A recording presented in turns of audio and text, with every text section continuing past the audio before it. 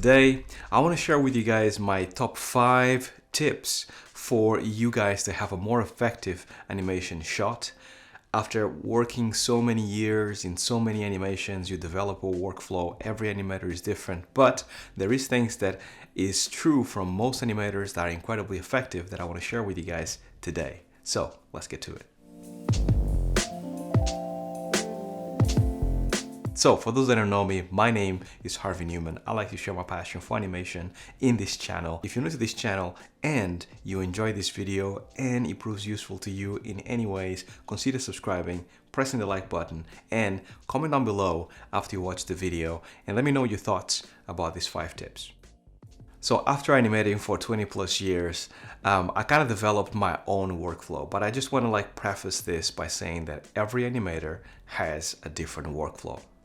Everything is incredibly unique, and workflows are like fingerprints. Everybody has their own, and you just have to tweak here and there. But it is wise for you as a young animator to follow some kind of workflow, to follow some kind of tips. But these tips, I want to keep it to be very generic, because these tips will apply to any workflow. So instead of talking about very specific rules that you need to follow when doing animations, I want to talk about broadly 5 things that I do all the time when I start a new animation shot. Now, I want to start with the first one, and the first one is reference is king. You might have heard this before if you've been studying animation for any amount of time, because everybody talks about this. If you have, like myself, not really quite understood how important reference is, especially as you start your career, you might be missing out in a huge shortcut in order to be a better animator. And by this I mean reference is basically the thing that actually teaches you as an animator how to see animation in a much better way. So just like 2D artists go to a park or go to a place to illustrate or copy or take some information, doesn't matter if it's architecture and they're sketching or animals and they're sketching, doesn't matter what it is, they are doing those sketches with life in general because they want to ingest information into their brain. So next time they want to be creative and want to do a building of a certain kind, or they want to draw an animal of a certain kind, they have that information in their head, and they have much more information on how to tackle the task at hand. So for example, the channel Aaron Blaze, I highly recommend you guys check it out. I'll leave a link down below because he's amazing. He talks a lot about how going and drawing, illustrating animals and studying animals, and doesn't matter if it's tigers or elephants. He has drawn and taken reference from these animals for so long that he knows exactly how those animals are kind of put together. So he understands so much about the animals because he has studied them. He knows exactly how they are put together, right? So same thing with you as an animator. You need to study motion a lot in order for you to understand how the body moves. So you having references exactly that. You teaching yourself, your brain, and having that database of information of how things move in this place so you can become a better animator. So that is the very first thing why a reference is important. The second thing, and this is the second point, is studying your reference. So a lot of young animators, whenever they get a reference of something, they just get it and be like, okay, cool, so the character is going to move this way, I have the movement, I can jump into Maya and I can actually start animating. However, studying the reference so you understand what is happening in the movement is absolutely essential. And I cannot stress how important that is, because when I was talking with my student, as I mentioned in the beginning, she was actually doing everything correctly, but studying the reference was the one step that she was not doing correctly.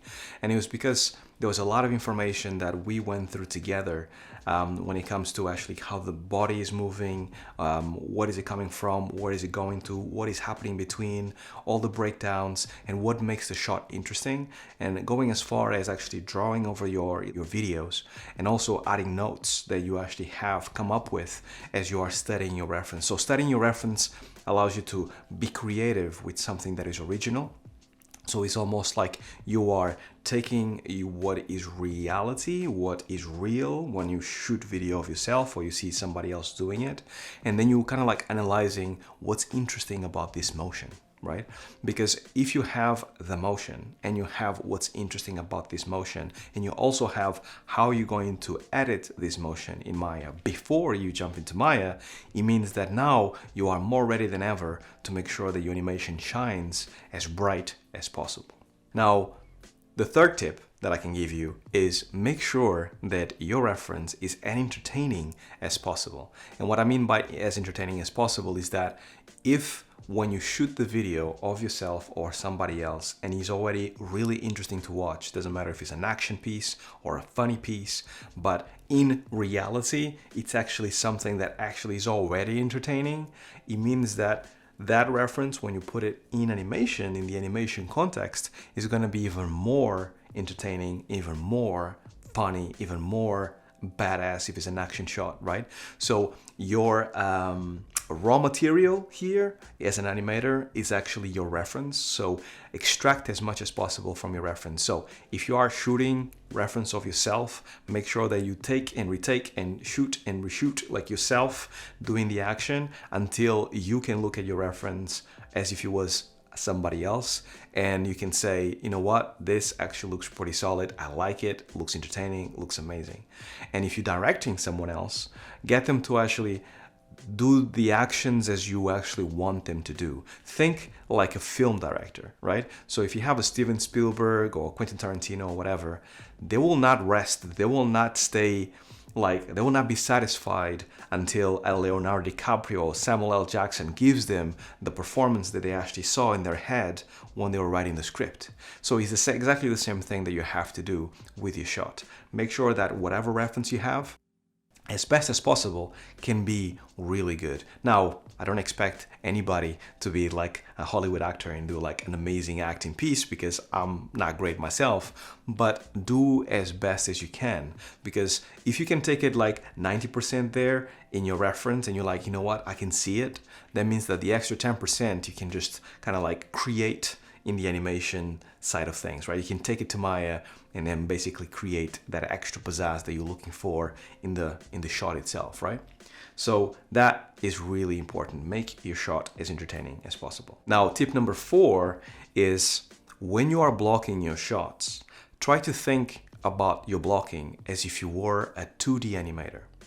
Now, there's different workflows. Once again, I want to stress this out. And there's a lot of people that block in spline or like to block in different ways. There's many different ways, and I'm not going to go into it because it gets really technical. However, to me, and I can only talk from my experience, I always find it easier to go back to the source and basically try to replicate that, because if you worked for the 9 old men, the guys that invented animation as we know it nowadays, 2D animation as we know it nowadays, if you worked for them and they had a method and it worked for many, many, many years, right? That must mean, to me at least, that that method worked and there's something like really positive and useful that we can extract from that. So when I'm blocking my character in Maya, I am thinking as much as possible as a 2D animator. And by that I mean my posing needs to be incredibly strong every single key that I set.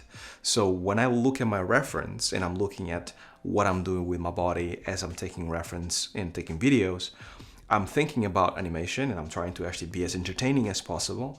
But then when I go into Maya and I set my poses, I want to make sure that my poses, every single key, is as entertaining as possible. So I am selling the action that I'm trying to do as best as possible in Maya. Nothing can save you more time than having a blocking that is not only detailed, but also that has a really interesting posing as you are animating. Because after all, if you distill animation to its basic source, is basically incredibly strong poses put together in sequential form, right? So this is why you should spend so much time thinking about your posing and actually making your block out as good as possible. Even somebody that is not an animator, if you do a block out that's incredibly strong, they can see from just your block out how entertaining this shot is going to be. So think like a 2D animator when you're blocking your shots. It helps me a ton because it means that I'm not going to be lazy with my blocking, because they had to actually draw and redraw and redraw every single animation or every single illustration or drawing on the animation sheets in order to get a shot to be done. And that is way harder than having a rig that you can pick controllers and then you don't like this pose, so therefore you can just change this arm to be like this. That is way easier than having to redraw the arm again. So thinking that way allows me to not only stop being lazy, but also be more meticulous with my posing, right? And finally, my tip number 5, that is generic enough for everybody to use no matter the workflow, is to push your timing and spacing as early as possible so you can start to see and push reality as much as possible. So the way I work, at least, when I take my reference and I do my blocking, I do pretty much one-to-one. So whatever I'm doing in the video reference, I'm doing in Maya, at least initially, to get a feel for the movement of the character.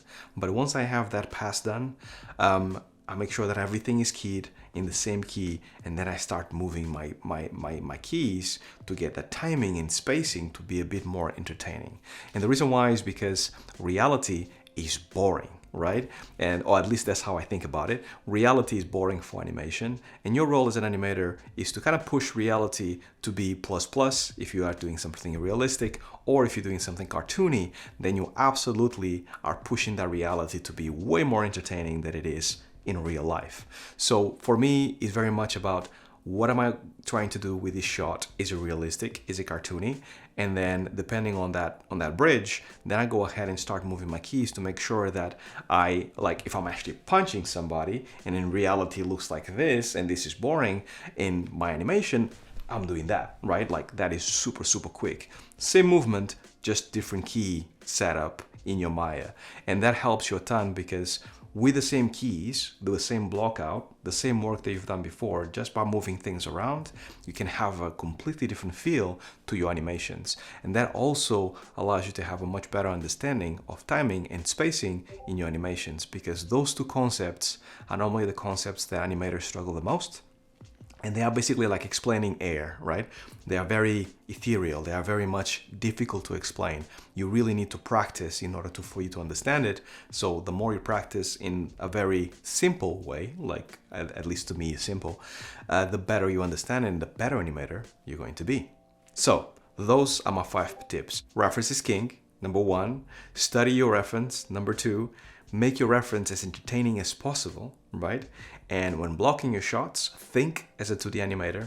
And lastly, make sure that after blocking, you actually kind of like start pushing your timing and spacing as early as possible so you can start to see how your animation looks different from your original reference, right? Once you actually go through these 5 tips and you go through it a few times, most likely what's going to happen is that you're going to go back to your reference on the next shot that you're going to do. And while you're shooting reference and while you're analyzing your reference, you are thinking about these other 3 steps that are in front of you. And you're making notes in your reference about, I can push my timing here, and I can actually get things a bit better here, and the posing needs to be better here, and you can draw over it and all that stuff. So experience helps a lot. And the more you go through it, the better you become. So it's actually really entertaining when you go through it a few times. So I highly, highly recommend you guys go through this, keep these things in mind. And what I used to do is when I used to get to these notes and these things, I used to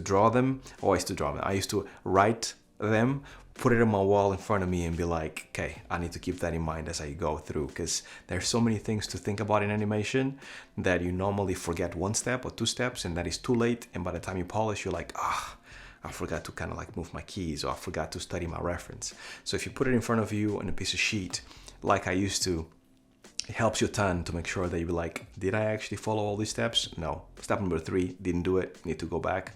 I'm going to do it now, right? So just a few tips for you guys. I hope this is useful. If it proves useful to you, once again, consider subscribing, pressing the like button and commenting down below about your workflow, what works for you. And if this works for you, or if you've been doing this, then definitely drop a comment below and let me know how useful it has been. That's all I had for you guys. Major thanks to my Patreons for supporting me every single month. Make sure you check out my Patreon if you haven't so far. And if you actually are kind enough and want to support the channel further, make sure you support me on Patreon. And as always, stay well, stay safe. Peace.